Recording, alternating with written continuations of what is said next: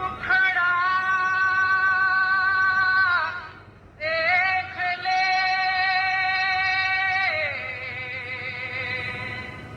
देख ले।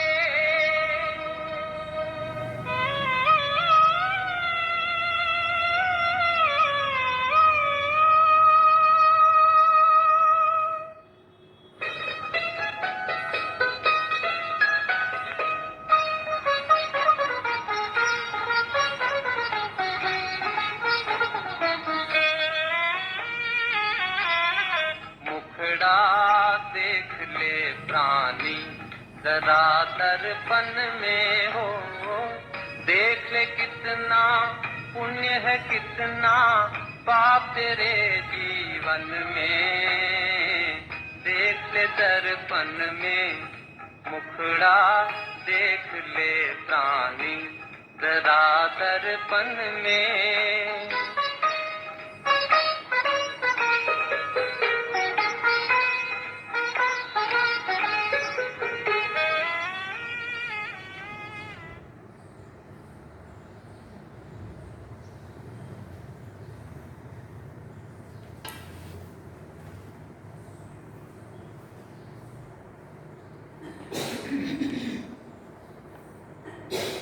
ओम शांति।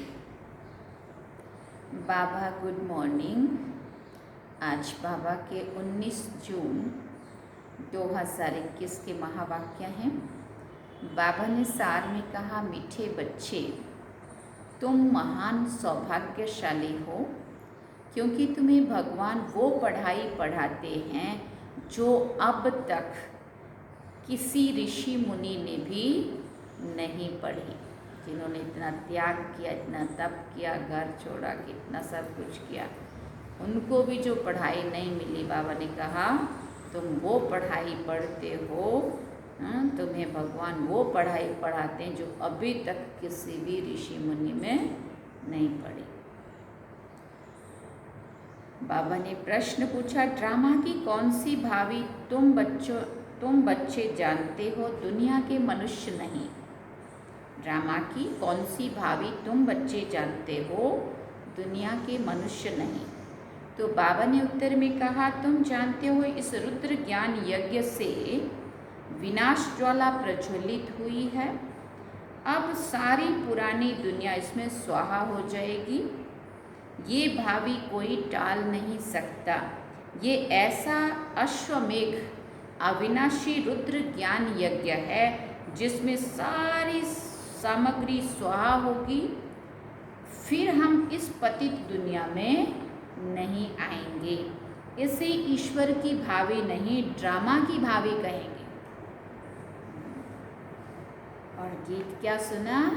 मुखड़ा देख ले प्राणी, जरा दर्पण में, कितना पाप है, कितना पुण्य है तेरे इस जीवन में। ओम शांति। तुम बच्चे भी मनुष्य हो और ये मनुष्यों की सृष्टि है। इस समय तुम ब्राह्मण धर्म के मनुष्य बने हो। बाप शिक्षा देते हैं आत्माओं को। आत्मा को भी अभी अपने स्वधर्म का पता है कि हम आत्मा इस शरीर को चलाने वाली हैं। आत्मा का ये रथ है। जैसे बाप इस रथ पर आकर सवार हुए हैं, तुम्हारी आत्मा भी इस रथ पर सवार है।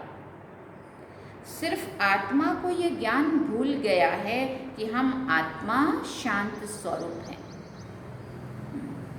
हमारे रहने का स्थान मूल वतन में है। ये शरीर हमको यहाँ मिलता है, ऐसे ऐसे अपने साथ बातें करनी है। बाप कहते हैं तुम आत्मा शांत स्वरूप हो। अगर तुम चाहो हम शांति में बैठे तो अपने को आत्मा समझ शांति धाम के निवासी समझो। थोड़ा समय शांति में बैठ सकते हैं। मनुष्य शांति ही मांगते हैं ना, मन को शांति चाहिए, ये आत्मा ने कहा। परंतु मनुष्य ये नहीं जानते हैं कि मैं आत्मा हूँ। जब हम कहते हैं कि मुझे शांति चाहिए, तो कौन कहता है? शरीर नहीं कह रहा है मुझे शांति चाहिए। इसके अंदर बैठी हुई आत्मा महसूस कर रही है कि उसको शांति की आवश्यकता है अभी। तो बाबा ने कहा जब कोई कहता है मन को शांति चाहिए तो ये आत्मा कहती है शांति चाहिए, परंतु मनुष्य नहीं जानते कि वो आत्मा है, ये भूल गए हैं। ये कहानी, एक कहानी भी है ना, सुनी है ना सबने, एक कहानी, रानी के गले में हार पड़ा था और ढूंढती थी बाहर, सुना है सबने? रानी थी, उसके गले में हार था, सोने का हार, और वो रोज खोल करके साइड में रख के और फिर तालाब में स्नान करती थी। और उस दिन वो गले में ही था और खोला नहीं था उसने, लेकिन उसको याद था कि वो तो खोल के बाहर रख के गई थी। और जैसे ही स्नान करके बाहर निकली तो फिर हार तो खोला ही नहीं था, खोलना भूल गई थी, लेकिन ढूंढने लगी बाहर। उसको यही याद था कि बाहर रख के गई, सब जगह ढूंढा, कहीं नहीं मिला। हाँ, फिर घर गई, बहुत अपसेट हो गई, राजा को बोला, सारे राज्य में ढिंडोरा पिटाया, रानी के गले का हार गुम हो गया, ढूंढो, सबको लगा दिया ढूंढने में, और सब जगह ढूंढ के और थक गए ढूंढ ढूंढ के, बहुत अपसेट होके। और फिर जब वो अपने रूम में गई और सामने दर्पण था, शीशा था, कांच था, और जैसे उस कांच के ऊपर नज़र गई तो देखा हार तो गले में पड़ा है। और इतना ढूंढ ढूंढ के सारे राज्य में ढिंडोरा पिट गया, रानी के गले का हार गुम हो गया। हाँ, लेकिन जब देखा कांच में अपना ही चेहरा तो देखा कि हार तो गले में पड़ा है। तो फिर समझ में आया कि चीज़ पड़ी है यहाँ और ढूंढा बाहर। तो सेम वही चीज़ बाबा ने एग्जाम्पल दे के समझाया, जैसे रानी के गले में हार पड़ा था और ढूंढती थी बाहर, क्योंकि वो भूल गई थी कि गले में ही था, उसने उतारा ही नहीं था। ऐसे ही हम आत्माओं का जो स्वधर्म है, अपना जो धर्म है, मुझ आत्मा का स्वधर्म शांति है, और हम ढूंढते हैं बाहर। जब तक हम अपने उस स्वरूप में नहीं टिकेंगे, अपने आप को नहीं जानेंगे, नहीं पहचानेंगे, और नहीं वो समझ करके स्वमान में टिकेंगे कि मैं आत्मा शांत स्वरूप हूँ, हाँ, तो अपनी सीट पर सेट होके शांति मिलेगी, बाहर ढूंढने से शांति नहीं मिलेगी। तो ये बात बाबा ने कही। तो बाप समझाते हैं शांति तो तुम्हारा स्वधर्म है। बच्चों ने समझा है हम आत्माएं शांत स्वरूप हैं, यहाँ आई हैं पार्ट बजाने। इन ऑर्गन्स से डिटैच हो जाते हैं तो आत्मा शांत है। आत्मा अपने स्वधर्म शांति में जितना चाहे बैठ सकती है। चाहो तो हम इस शरीर से काम करें या ना करें तो शांत में बैठ जाओ। चाहो तो हम इस शरीर से काम करें या ना करें, और नहीं तो शांति में बैठ जाएं। ये है सच्ची शांति। इनको तुम ढूंढते नहीं हो, तो तुम्हारा स्वधर्म शांत है।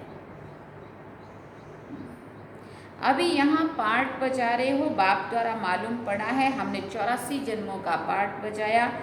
इन 84 जन्मों के चक्र का कोई को पता नहीं है, सिर्फ तुम बच्चे ही समझते हो। पहले हम सूर्यवंशी राजा व प्रजा थे, फिर चंद्रवंशी, सो वैश्यवंशी, सो शूद्रवंशी बने। अब फिर से हमको सूर्यवंशी बनना है। तुम बच्चे सृष्टि के आदि मध्य अंत को जान गए हो, तुम कितने सौभाग्यशाली हो। बाप तो यथार्थ बात समझाते, ये है ही सद्गति का मार्ग। ये समझाना है कि सर्व का सद्गति दाता एक है। अभी जान गए हो, हमको बाबा आकर 21 जन्मों के लिए सद्गति प्राप्त करा रहे हैं। बाहर वाले मनुष्य इन बातों को नहीं जानते हैं। तुम ब्रह्मा कुमार कुमारियाँ ही जानते हो। कोई पूछते हैं तुम बीके क्या जानते हो, परीक्षा तो होनी ही चाहिए ना कि ब्राह्मण व ब्राह्मणी है व नहीं। अगर तुम ब्रह्मा के बच्चे हो तो सृष्टि के चक्र को भी जानते होंगे, बाप रचयिता को जानते हो। हाँ, तो ऐसा पूछेंगे तब तो पता चलेगा उनके अंदर कितना ज्ञान है, कितना उनको समझ में आया है या कितना निश्चय हुआ है। ऋषि मुनि आदि तो रचता और रचना को जानते ही नहीं है, तो गोया नास्तिक ठहरे। बाबा ने कहा तुम भी नास्तिक थे। अभी तुम रचता बाप और रचना के तुम भी रचता बाप और रचना के आदि मध्य अंत को नहीं जानते थे। स्कूल में पहले अनपढ़ ही आते। भले भक्ति का हमने कितना भी पढ़ा हुआ हो, लेकिन ज्ञान में आने के बाद स्वयं से हमारी पढ़ाई शुरू होती है और परमात्मा तक और दुनिया के आदि मध्य अंत तक तो सारी जो पढ़ाई बाबा पढ़ाते हैं वो पढ़ाई ना हमने स्कूलों में पढ़ी, ना हमने गुरुओं से पढ़ी, जो भगवान पढ़ाते हैं। इसलिए जब हम बाबा के भगवान की स्कूल में आते हैं तो हम फिर भी, चाहे हमारे पास दुनिया की कितनी भी डिग्रियां हैं, स्कूलों में पढ़ी हुई या गुरुओं के पास शास्त्रों की नॉलेज ली हुई, लेकिन यहाँ वो ज़ीरो हो जाती है, हम अनपढ़ हो जाते हैं, क्योंकि हमें ना आत्मा का पता होता है, ना परमात्मा का पता होता है, ना अपने घर का पता होता है, ना दुनिया के आदि मध्यांत का पता होता है, ना 84 लाख योनियों का पता होता है, ना परमात्मा का सर्वव्यापी है कि ऊपर है कि क्या है, कब आता है, कुछ तो पता नहीं होता। इसलिए अनपढ़ ही कहेंगे ना, है ना। इसलिए बाबा कहते तुम अभी स्कूल में पहले अनपढ़ ही आते हैं, फिर कहेंगे स्कूल में ये पढ़ा है। अभी तुम हो ईश्वरीय पढ़ाई में, परमपिता परमात्मा तुमको पढ़ा रहे हैं। ये बुद्धि में समझना चाहिए। रचता तो एक शिव बाबा ही है। रुद्र ने ज्ञान यज्ञ रचा, ये शास्त्रों में भी है। अब रुद्र और शिव परमात्मा में फर्क तो कोई है नहीं। ये भी है कि रुद्र ज्ञान यज्ञ से विनाश ज्वाला निकली, सिर्फ रुद्र शिव की जगह श्री कृष्ण का नाम डाल दिया है। वो है वही गीता। कहते हैं इस ज्ञान यज्ञ से विनाश ज्वाला प्रज्वलित हुई, तो स्वराज्य के लिए ये ज्ञान यज्ञ है। इसमें पुरानी दुनिया स्वाहा होनी है। यज्ञ में सारी आहुति अर्थात सामग्री डालते हैं ना, तब सब स्वाहा कर देते हैं। तो इस रुद्र ज्ञान यज्ञ में सारी पुरानी दुनिया स्वाहा हो जाएगी। अब तुम राजयोग सीख रहे हो। इस पतित पुरानी दुनिया में, इस पतित दुनिया में फिर आएंगे ही नहीं। ये दुनिया फिर खत्म हो जाएगी। तुम जानते हो नेचुरल कैलामिटीज आदि सब होंगी। नेचुरल कैलामिटीज के लिए प्रकृति पूरी तैयारी में है अभी तो, है ना। हाँ, बताया था ना 2-3 साल पहले, जब बाबा के पास प्रकृति के 5 तत्व गए और बाबा को दादी संदेश लाए थे जब ऊपर से, कि ऊपर कैसे बाबा के पास प्रकृति के 5 तत्व जाके बहुत ही उग्र रूप में है। बाबा हमें परमिशन दो और हम हमारा काम शुरू करें, परंतु बाबा ने रोका।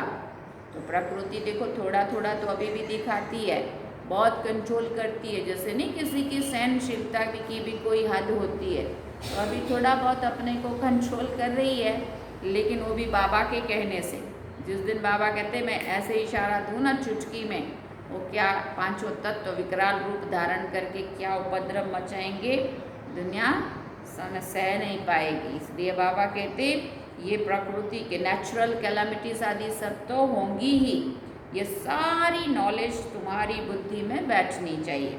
शिव बाबा कहते हैं मेरी बुद्धि में ही सारा ज्ञान है। बाप सत्य है, चैतन्य है, ज्ञान का सागर है, सृष्टि के आदि मध्य अंत को जानते हैं। ऋषि मुनि तो कहते हैं हम रचता और रचना को नहीं जानते हैं। तुमसे कोई पूछेंगे कि तुमको क्या मिलता है, तो बोलो जिनको बड़े बड़े ऋषि मुनि आदि कहते थे कि हम रचता और रचना की आदि मध्य अंत को नहीं जानते हैं, सो हम जानते हैं। रचता बाप के सिवाय रचना की आदि मध्य अंत का राज कोई समझा नहीं सकते। रचता ही समझाएंगे ना। तुमको मालूम है मक्खियों की भी एक रानी होती है। रानी के साथ पीछे पीछे सब मक्खियाँ जाती हैं। रानी अर्थात माँ के साथ उनका कितना संबंध है। बेहद का बाप भी आते हैं तो सभी बच्चों को साथ ले जाते हैं। तुम जानते हो बाबा आया हुआ है, हम आत्माओं को साथ ले जाएंगे शांति धाम। फिर से हमारा सत्युग का पाठ शुरू होगा, जिस पाठ बजाने के लिए तुम ये देवी देवता पद पा रहे हो। ये जो पढ़ाई पढ़ रहे हैं, यहाँ तुम आते ही हो मनुष्य से देवता पद पाने। सब गुण यहाँ धारण करने हैं। इन लक्ष्मी नारायण जैसा बनना है। इनको दिव्य दृष्टि के सिवाय कोई देख ना सके। अभी तुम जानते हो हम सूर्यवंशी देवता बनेंगे। तुम्हारी बुद्धि में है कि हम स्वर्ग की राजधानी कैसे स्थापन कर तुम्हारी बुद्धि में है कि स्वर्ग की राजधानी कैसे स्थापन होती है। सतयुग में था ही देवी देवताओं का राज्य, परंतु देवताओं के राज्य में भी फिर राक्षस आदि दिखाए हैं। ये तो कोई जानते ही नहीं है भारत कितना पवित्र था। महिमा भी गाते हैं सर्वगुण संपन्न 16 कला संपूर्ण डैश डैश, सारी जो देवताओं की महिमा है। उन्हों के आगे माथा भी टेकते हैं, मंदिर भी बहुत बने हुए हैं, परंतु ये पता नहीं है कि आदि सनातन देवी देवता धर्म सतयुग का कब और कैसे स्थापन हुआ। भारत जो इतना ऊंचा था वो नीचे कैसे आया, कैसा बना, ये भी किसी को पता नहीं है। कहते भी हैं ये भावी बनी बनाई है। फिर बाबा ने पूछा किसकी भावी है, वो भी नहीं समझते। ड्रामा की भावी समझे तो समझ में आए। ड्रामा का रचयिता क्रिएटर डायरेक्टर कौन है, सिर्फ कह देते हैं ईश्वर की भावी। ड्रामा कहने से ड्रामा की आदि मध्य अंत को जानना तो चाहिए ना। सिर्फ किताब पढ़ने से ड्रामा का पता नहीं पड़ सकता जब तक जाकर कोई ड्रामा देखे नहीं। जैसे अखबार में भी पढ़ा था, एक श्री कृष्ण चरित्र का ड्रामा बना हुआ है, परंतु देखने बिगर कोई समझ थोड़ी सकता है।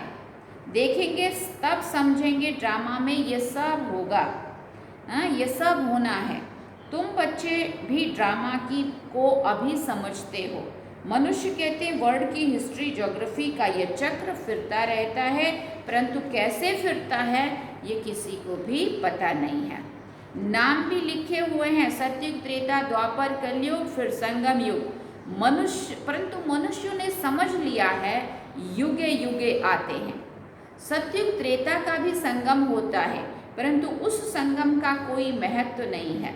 वहाँ तो कुछ होता नहीं है। बाकी किसी भी संगम युग में भले सतयुग से त्रेता में आते, त्रेता से द्वापर में आते हैं, द्वापर से कलयुग में आते हैं, लेकिन इन सभी जो जितने भी संगम युग हैं, एक युग का अंत दूसरे युग का शुरू, उनमें कुछ खास परिवर्तन नहीं होता। इसलिए बाबा कहते हैं महापरिवर्तन तो कब होता है, कलयुग के अंत में और सतयुग के आदि में। इसलिए बाबा कहते हैं बाकी संगम का कोई महत्व नहीं है, वहाँ तो कुछ होता नहीं है। ये बातें तुम जानते हो। सतयुगी सूर्यवंशियों ने फिर चंद्रवंशियों को राज्य कैसे दिया।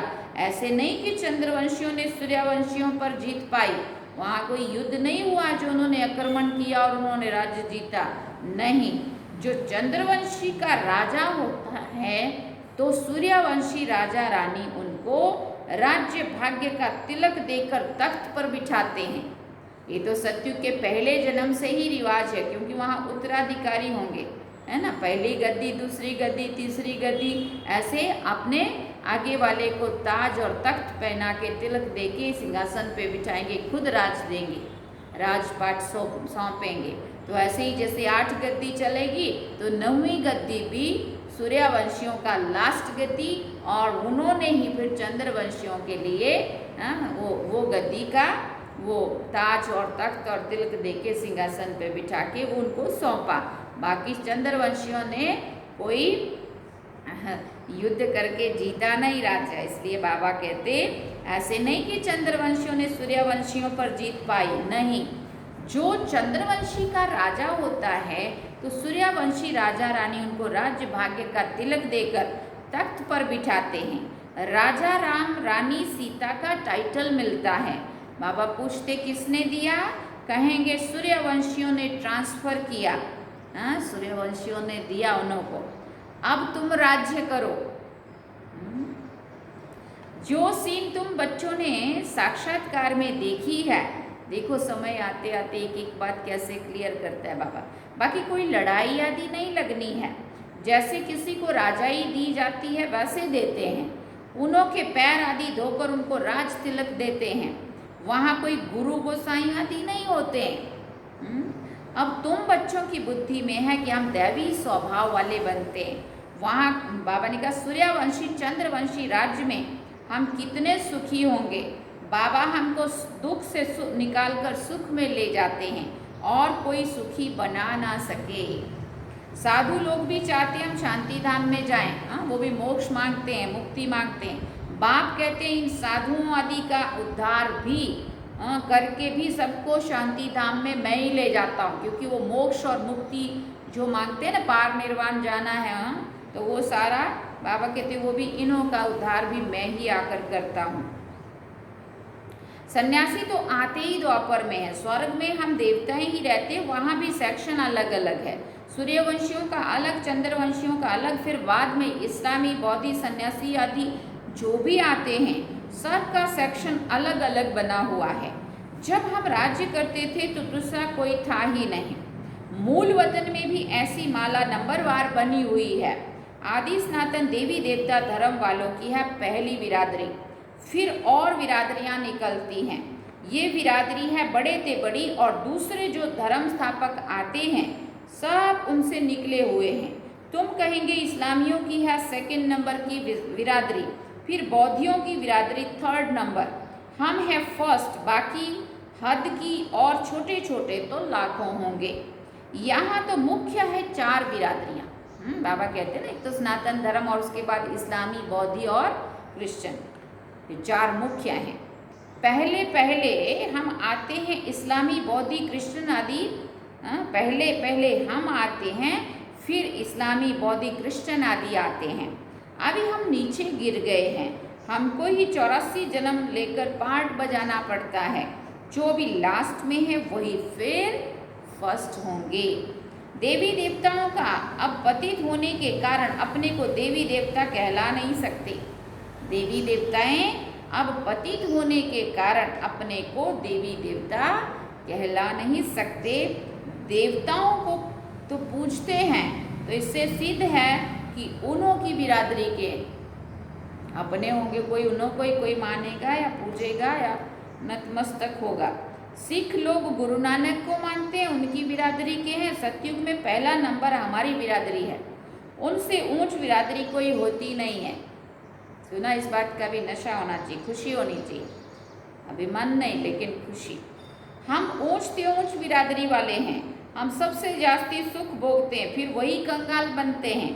सबसे जास्ती दुखी ये हैं, कर्जा भी यही लेते रहते। कितने साहूकार थे, अब कितने गरीब हैं, सब कुछ गंवा बैठे। ये है ही दुख धाम। फिर बाबा ने कहा अब बाप फिर तुमको सुख धाम का मालिक बनाते हैं, बाकी सब चले जाएंगे शांति धाम। आधा कल्प तुम सुख भोगते हो, बाकी सब शांति में रहते।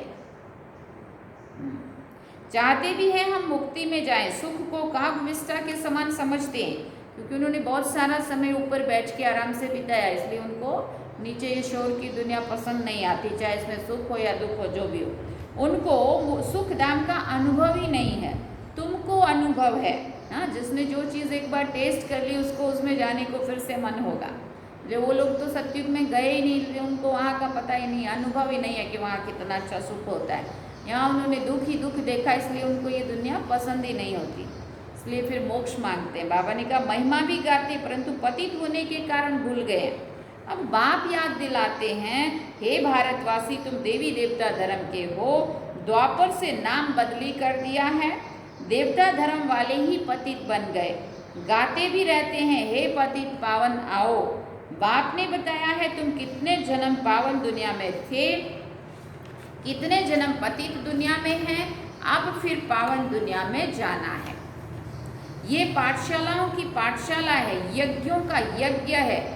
सारी पुरानी दुनिया इसमें खत्म होनी है।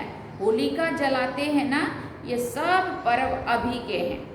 आत्मा चली जाएगी, बाकी शरीर खत्म हो जाएंगे। ये नॉलेज कोई सन्यासी आदि दे ना सके।